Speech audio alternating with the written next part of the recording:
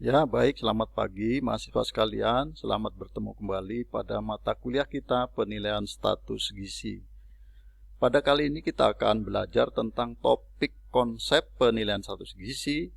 Kemudian subtopik yang akan kita bicarakan adalah stunting, dengan harapan Anda akan memahami dan mampu menjelaskan konsep dan metode penilaian status gizi. Harapan Bapak Anda semua sehat sehingga dapat mempelajari topik dan subtopik pada kali ini sampai dengan selesai, sehingga pada waktunya nanti ketika kita tatap muka baik lewat video conference atau tatap muka face to face dapat mendiskusikan pokok bahasan yang kita pelajari kali ini dengan konsep diskusi yang baik. Baik, mari kita mulai. Wakil Presiden kita yang terdahulu berkata, cegah stunting itu penting. Itu menandakan bahwa stunting merupakan prioritas nasional dalam penanggulangan masalah gizi. Ya, karena itu kita nanti akan pelajari apa itu stunting, penyebab stunting, dan akibat stunting. Sehingga Anda semua punya kompetensi untuk melakukan pencegahan kejadian stunting. Oke, kalau Anda sudah siap, mari kita sama-sama mempelajarinya. What is stunting? Apa itu stunting? Mungkin Anda sekalian telah sering mendengar istilah ini. Tapi untuk memperjelas kembali, Bapak telah siapkan sebuah video tutorial singkat yang berkaitan dengan stunting. Mari kita sama-sama saksikan.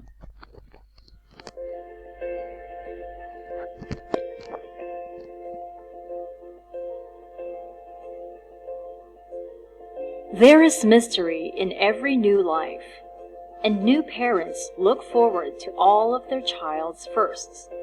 The first smile, the first words, the first steps. What will he or she grow up to be? They wonder. But for too many parents, their hopes and aspirations are dashed by something unforeseen, tragic, and completely preventable.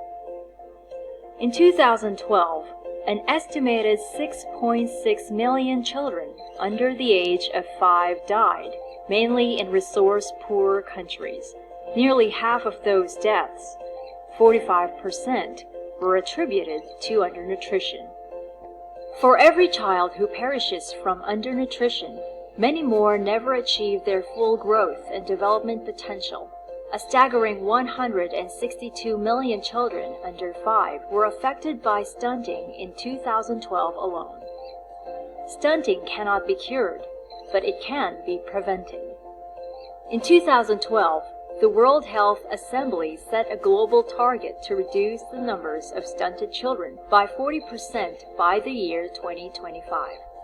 If achieved, that would mean 70 million children more on their way to a strong and healthy adulthood. The journey to achieve that target begins with understanding some basic questions. So what is stunting? Stunting is the impaired growth and development that children experience because of poor nutrition, repeated infection, and inadequate opportunities to play and learn. The World Health Organization, or WHO, has developed standards that describe normal child growth and are applicable to all children regardless of ethnicity, socioeconomic status, and type of feeding. According to these standards, children are said to be stunted if their height is low in relation to their age. Scientific evidence has shown that stunting in early life, especially in the first 1,000 days from conception until the age of 2, has negative consequences for the child's physical and mental development. Stunting followed by excessive weight gain in later childhood leads to increased risk of overweight and adult life nutrition-related chronic diseases such as diabetes, heart disease, and some cancers. Most parents understand the importance of good nutrition for babies, but they may not know that stunting begins in the womb before the baby is born. For example, A study of Malawian children found that by the time they reached 3 years of age, they were 10 centimeters shorter than the WHO child growth standard median. 20% of that deficit was already present at birth. 20% occurred between birth and 6 months of age, 50% between 6 and 24 months, and the last 10% occurred between ages 2 and 3 years. Linear growth, meaning growth in height, in early childhood is a strong marker of healthy growth. It is associated with morbidity and mortality risk, non-communicable diseases in later life, learning capacity, educational performance, adult wages, and economic productivity. How do you prevent stunting? An adequate intake of nutritious foods, prevention and treatment of infections, and opportunities for social interaction, play, and learning are among the factors that can help a child achieve their full potential for growth and development.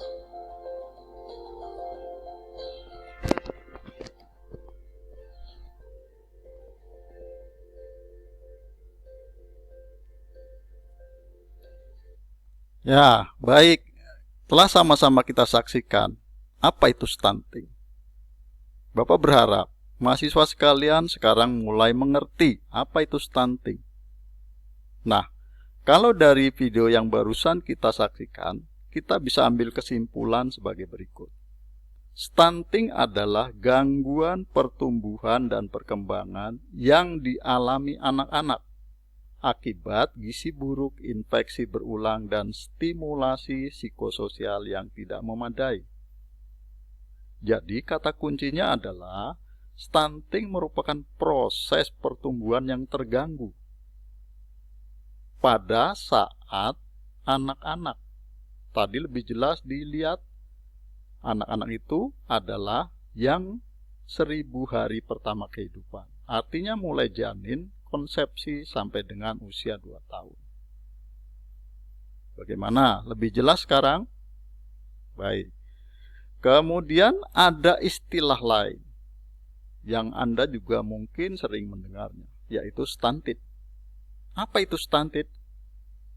Secara definisi, stunted adalah jika tinggi badan menurut usianya lebih dari 2 standar deviasi di bawah median standar pertumbuhan anak yang dikeluarkan oleh WHO. Jadi, stunted adalah hasil penilaian status gizi atau hasil penilaian stunting, itu disebut stunted. Yaitu yang tinggi badan menurut usianya secara angka di bawah 2 standar deviasi. Coba kita lihat grafik berikut. Ini adalah salah satu contoh grafik pertumbuhan atau grafik pertumbuhan lah yang menggunakan indeks panjang badan menurut umur. Jadi di sebelah vertikal ini adalah panjang badan dan sebelah horizontal adalah umur. Kita lihat contoh pada grafik seorang anak ini yang berwarna biru. Pada saat lahir, anak ini mempunyai panjang badan median. Kalau di sini angka 50, mungkin di sini sekitar 48. Artinya anak itu masih berada di antara median. Tapi pada usia 6 bulan, anak itu sudah menjadi di titik merah ini. Garis merah artinya dia sudah sampai pada -2. Tapi mungkin belum di bawah. Nah, pada usia 13 bulan baru anak ini menjadi stunted. Karena dia sudah di bawah -2 standar deviasi. Bahkan pada usia ini usia 3 tahun, 4 tahun, 5 tahun, dan ini mungkin usia 6 tahun, anak itu sudah menjadi sangat pendek, di bawah standar -3. Nah, itulah pengertian dari stunting dan stunted. Yang selanjutnya Anda akan bisa belajar lebih banyak dari referensi-referensi yang sudah Bapak sertakan.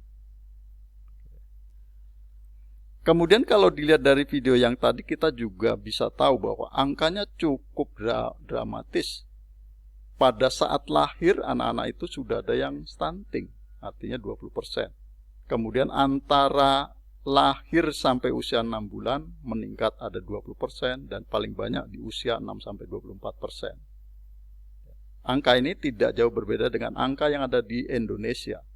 Riskesdas 2018, 0-5 bulan angkanya mendekati 24%.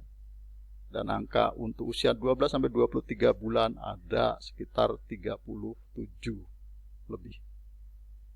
Jadi Anda bisa bayangkan betapa seriusnya masalah stunting, terutama di negara kita. Lantas apa penyebab stunting?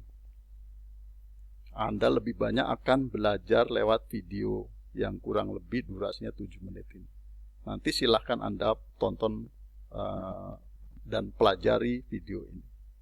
Intinya adalah penyebab stunting itu ada 4. Yang pertama adalah nutrisi dan kesehatan ibu yang buruk. Ini adalah nutrisi yang diasup oleh ibu sehingga menghasilkan kelahiran anak yang stunting tadi yang 20%. Sedangkan makanan pendamping menyusui yang tidak memenuhi dan infeksi ini terjadi ketika anak telah lahir sehingga akan menyebabkan stunting. Lebih lanjut tentang konsekuensi atau akibat stunting juga akan Anda bisa pelajari di sebuah video ini.